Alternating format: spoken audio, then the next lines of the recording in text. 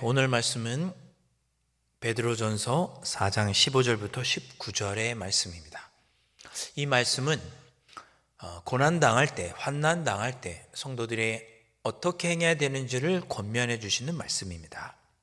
이 말씀이 여러분들에게 큰 위로가 되고 용기가 될 수 있기를 간절히 바랍니다. 오늘 본문은 특별히 15절을 보면 악을 행함으로 고난을 받지 말라고 권면합니다. 우리가 고난 받을 수 있는데, 그러나 악한 일을 행하다가 고난을 받아서는 안 된다, 그런 뜻입니다. 왜? 악한 일을 하면 당연히 고난 받는 것이 합당하죠. 범죄하면 그에 따른 어려움을 겪고 그 대가를 치르는 것이 당연합니다. 그러니 그리스도인이라면 악을 행함으로, 범죄함으로 고난받는 일을 피해야 된다. 그렇게 고난을 받지 말라고 권면합니다. 여러분 잘 기억하십시오.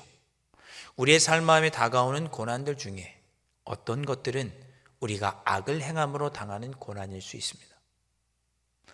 그렇게 악을 행함으로 고난을 당하는 일이 있지 않도록 조심하라고 권면하는 거죠. 그런데 너무나 당연한데, 그러나 재미있는 표현이 15절 끝에 나옵니다. 간섭하는 자로 고난을 받지 말려니와. 다른 사람, 남의 일에 간섭하는 것으로 고난받지 말라, 이렇게 말씀합니다. 살인이나 도둑질, 사기를 치거나 폭행을 하거나 범법행위를 함으로 고난을 당하지 않는 것은 당연한데, 다른 사람의 삶을 간섭하는 것도 월권이다, 하나님의 보시기에는 합당하지 않다, 그런 말씀인 거죠. 자, 16절. 그러나 그리스도인으로서, 우리가 범법행위를 한 것이 아니고 그리스도인으로서 고난받는 것은, 고난을 당하게 된다면 그때는 부끄러워하지 말라고 권면합니다. 이도 너무 당연한 거라는 뜻이죠. 그리스도인으로 살면서 고난받는 것은 부끄러워하지 말아라. 왜 부끄러워하지 말아야 되는가? 17절에 말씀합니다. 하나님의 집에서 심판을 시작할 때가 되었나니 만일 우리에게 먼저 하면 하나님의 복음을 순종하지 아니하는 자들의 그 마지막은 어떠하며. 자, 이 말씀이 무슨 뜻입니까? 하나님께서 심판하실 때가 되었나니, 그러니까 곧 심판이 있을 것이니, 먼저 우리에게 심판을 하면 우리는 어떻게 했어요? 그리스도인으로 살다가 심판받으면 우리는 좋죠. 우리에게는 영광의 면류관, 생명의 면류관, 의의 면류관이 예비되어 있을 거니까 우리는 심판을 기다리고 있죠. 그런데 우리가 먼저 심판을 받고 난 후에 복음을 순종하지 않은 자들에게는 심판이 오면 그들에게는 어떻게 되겠어요? 멸망의 길이 예비되어 있겠죠. 그러니까 얼마나 안타까워요? 그렇죠. 얼마나 안타깝습니까? 그들의 마지막이 어떠하겠느냐? 얼마나 비참하겠느냐? 안타깝다, 그런 의미입니다. 그러니까 심판이 곧 있을 것이니 너희가 지금 그리스도인으로 살다가 고난당하는 일도 참고 견뎌라. 심판이 있을 것이다. 그때 하나님께서 우리를 심판하실 것이니, 그러면 그때 우리의 삶에 다가오는 모든 고난과 모든 악한 것들을 하나님께서 심판하실 것이니 조금만 견뎌라. 그렇게 지금 권면해 주고 있는 것입니다. 고난은 힘들죠. 환난은 힘듭니다. 슬픔과 낙심되는 것들, 고통과 환난 가운데 우리가 우리를 너무나 힘들게 하는 그런 것들이죠.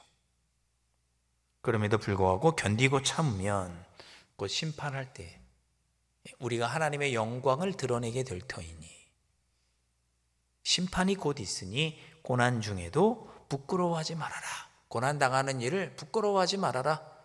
더 그리스도인답게 살아라. 왜? 심판이 곧 있을 것이니까. 그렇게 권면하고 있는 것이죠.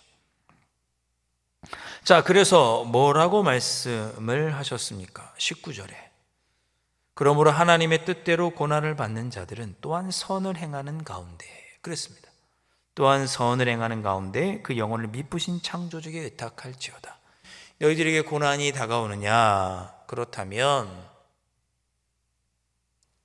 그럴 때 더 선을 행하면서, 그렇죠? 19절에 고난을 받는 자들은, 하나님의 뜻대로 고난을 받는 자들은 또한 선을 행하는 가운데 너희의 영혼을 하나님께, 창조주 하나님께 의탁할 것을 권면하고 있습니다. 그렇게 하면서 고난을 견디라는 거예요. 부끄러워하지 말고. 심판이 곧 있을 것이니 그것을 믿고 고난 중에도 선을 행하고, 그러함으로 하나님의 영광을 나타내고, 그러함으로 너희들의 삶을 하나님께 온전히 의탁하고, 그렇게 고난을 부끄러워하지 않으며 고난 중에도 참고 견딜 것을 권면하고 있습니다. 자, 그렇게 생각하니까 15절의 말씀, 간섭하는 자로 고난을 받지 말라는 말씀이 더욱 마음에 와닿습니다. 고난 중에도 우리 그리스도인들은 하나님의 뜻을 깨달아 복음을 마음에 품고 더 선을 행하는 가운데 하나님의 음성에 순종하는 삶을 살아야 합니다. 우리의 삶에 고난이 다가와도 하나님께 우리의 삶을 의탁하고, 고난 중에도 하나님의 선한 뜻을 분별하고 주님의 음성을 듣고 그 뜻대로 행하기 위해서 힘쓰는 자들이 그리스도인이고, 그러다가 당하는 고난도 부끄러워할 필요가 없는 것이죠. 그러니 우리에게 더 관심이 있는 것은 다른 사람이 어떻게 하나, 이런 고난 중에 다른 사람이 어떻게 사나, 세상에 눈에 보이는 것들의 사람들은 어떻게 사나, 그것에 관심을 기울일 것이 아니라 우리는 더 하나님의 뜻이 무엇인지, 주님의 음성이 무엇인지, 하나님께 우리에게 무엇을 원하시는지 관심을 갖고 그 목소리에 집중하며 그 뜻대로 행하는 일에 경주해야 되는 사람이 그리스도인이라는 뜻입니다. 그러니 남의 일에 간섭하지 말라는 말씀 이해가 되는 것이죠. 다른 사람에게 감나라 배나라 하지 말아라, 그런 뜻도 있지만 세상을 향하여 이래라 저래라 하지 말라, 하나님께 다 맡겨드리라고 하는 말씀도 맞고, 무엇보다 너희들이 다른 사람들의 일에 눈 돌릴 때가 아니라 너희를 향한 하나님의 뜻의 음성을 듣고 하나님의 뜻에 집중해야 하기 위해서 다른 사람들에게 이래라 저래라 하지 말고 하나님의 음성을 듣고 그 뜻대로 살아가는 일, 먼저 너희 자신이 고난 중에 그렇게 살아가는 일에 집중해라, 그런 의미가 되겠습니다. 사랑하는 성도 여러분, 우리가 사순절에 많이 하는 요즘 실천사항이 있죠. 디지털 금식이라고 하는 표현입니다. 또는 디지털 단식이라고도 하죠.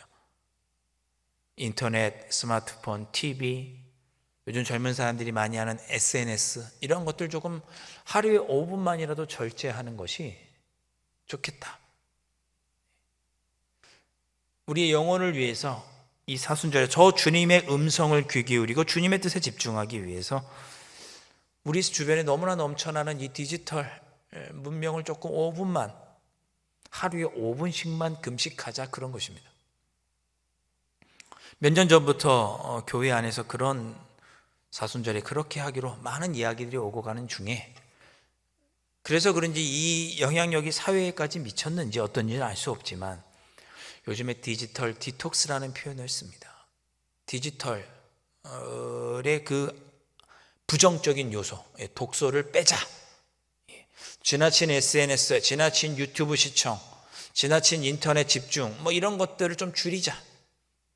그래서 디지털 디톡스라는 표현도 이 사회가 아마도 기독교의 영향을 받아 하는 것이 아닌가. 이 핵심은 뭡니까? 지나치게 세상의 쾌락과 지나치게 세상의 목소리, 좋은 것들, 눈에 보이는 것들, 쾌락에 집중하지 말고 조금이라도 우리가 더 주님께 집중하기 위해서 절제하자, 그런 의미죠. 지나친 유튜브 시청, 사순절에 이런 디지털 독서에 좀 관심을 덜 가졌으면 좋겠습니다. 지나친 유튜브 시청, 다른 사람들의 삶에 이래라 저래라 하는 여러 가지 목소리, 너무나 많은 소리에 귀 기울이지 말고 여러 가지 뉴스에 좀 귀를 좀 닫고 주님 말씀 듣기에도 바쁘니 주님께도 집중하고 마음을 모으는, 다른 사람의 일에 간섭하는 걸 좀 줄이고 주님의 뜻에 주님께로 더 집중하는 시간이 되어서 주님의 뜻을 깨닫고 주님의 그 음성을 듣고 모든 것을 하나님께 맡겨드린 채 주님의 뜻대로 살아가는 것, 그것이 사순절에 우리가 회복해야 될 그리스도인의 또 한 모습이 아닌가 생각을 합니다. 하나님의 뜻에 귀를 기울이고 하나님의 음성에 귀 기울이고 고난 중에도 선을 행하며 내 삶을 하나님께 맡겨드리며 살아가는 것, 그러한 모습을 다시금 회복하는 기간이 이 사순절이 아닌가 생각합니다. 우리 사순절 오늘 이 아침에 기도하셨으면 좋겠습니다. 하나님, 제가 악을 행하지 않도록, 악을 행함으로 고난당하지 않도록, 악을 행하지 않도록 지켜주십시오. 아버지 하나님, 내가 주님의 뜻대로 살다가 고난당하도 부끄러워하지 않고 하나님께서 심판하실 때 나에게 의와 생명의 면류관, 영광의 면류관이 있음을 기억하고 그리스도인으로 선을 행하며 내 삶을 하나님께 맡겨드리고 살아갈 수 있도록 성령 하나님 도와주옵소서. 이 사순절에 세상의 음성에 좀 귀를 닫고 더 주님께 집중하고 말씀에 집중하고 하나님의 음성을 듣는 일에 집중하며 내 삶을 하나님께 맡겨드리며 살아갈 수 있도록 인도해 주옵소서.